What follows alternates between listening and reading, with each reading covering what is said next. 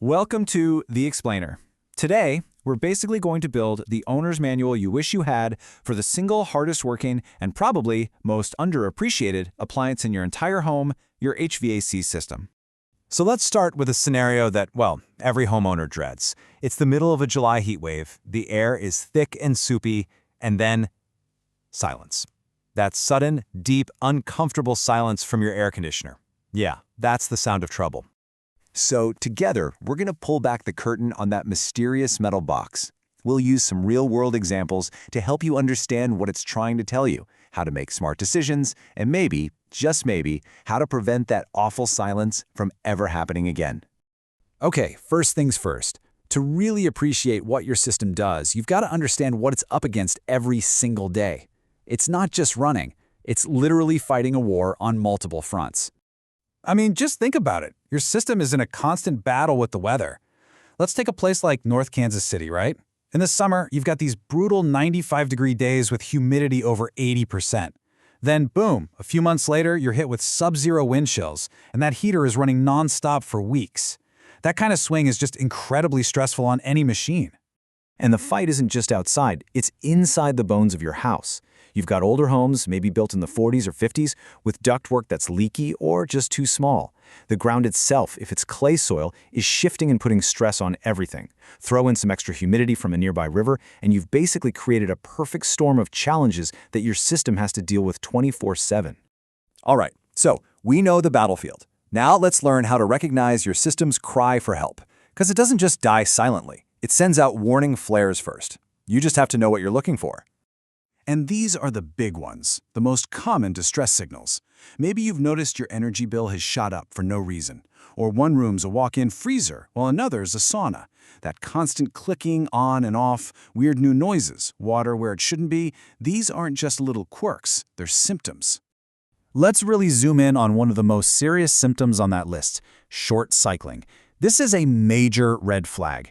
It means your system is trying desperately to do its job, but something, it could be a clogged filter, a leak, or even that the unit is the wrong size, is stopping it dead in its tracks before it can finish a cycle. So here's why you absolutely cannot ignore this. Short cycling is like driving your car in rush hour traffic by flooring the gas and then slamming on the brakes over and over and over.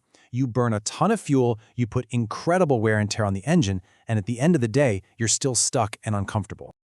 Okay, so you've spotted a problem. You've recognized the SOS call, and you've called in a professional. Well, there's no magic to a good repair. It's a very clear, methodical process that's designed to find the real problem, not just put a bandage on it. Any true pro is going to follow these 3 steps. First, diagnosis. They listen to what you've noticed and then they test everything to find the root cause. Second, with your okay, they do the actual repair with quality parts. And third, and this part is absolutely crucial, they test and verify. They make sure everything is running perfectly before they pack up their tools. They make sure the problem is actually solved. And that leads us to probably the biggest, most stressful decision any homeowner has to face with an HVAC system that's getting on in years. When a big repair comes up, how do you know if you're making a smart investment or just throwing good money away? This is the moment of truth, right? You've got that repair quote in your hand, so how do you decide? Is it time to stop patching up the old workhorse and finally invest in a new system? Well, luckily, you don't have to just guess. Professionals use a really practical rule of thumb to help guide this exact decision. It's called the $5,000 rule, and it's a surprisingly simple bit of math that can give you a whole lot of clarity. So let's see how it works. Imagine your system is 15 years old, and you're looking at a $400 repair. You just multiply the cost of the repair, $400, by the age of the system, 15. That gives you $6,000. And because that number is over the $5,000 threshold, the rule is basically telling you, hey, a full replacement is probably the smarter financial move in the long run. And you know, that math really makes sense when you think about it. The average HVAC system only has a lifespan of about 15 to 20 years to begin with. So if your unit is already 15 years old and it's been fighting a tough climate, well, sinking more and more money into it just becomes a huge gamble. But here is the most important takeaway from all of this. You are not helpless in this fight. You don't just have to sit back and wait for a breakdown. You can actually take a very active role in keeping your system healthy. Here's your maintenance playbook. 5 simple but incredibly powerful things you can do. Change your filters. Seriously, if you do nothing else, do this. Keep that big outdoor unit clear of leaves and grass. And then, just pay attention. Listen for new sounds, watch for changes in your bills. And finally, get a professional to give it a tune-up once a year. Think of it like an annual checkup for your home's hardest worker. And here's why that is so important. Those catastrophic, expensive failures, they almost never happen out of the blue. They're the final, ugly result of a problem that's been growing for months, maybe even years.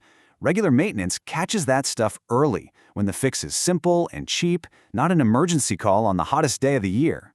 You know, at the end of the day, the goal isn't just to fix a machine. It's to give you the information you need so that you can understand the trade-offs and make confident, smart decisions for your own home and your own budget. So, we'll leave you with this question. You have the playbook now. What's the one small step you're going to take this week to become a smarter HVAC owner? Are you going to go check that filter right now? Clear some leaves away from the outdoor unit? Or maybe finally schedule that tune-up you've been putting off? What's it going to be?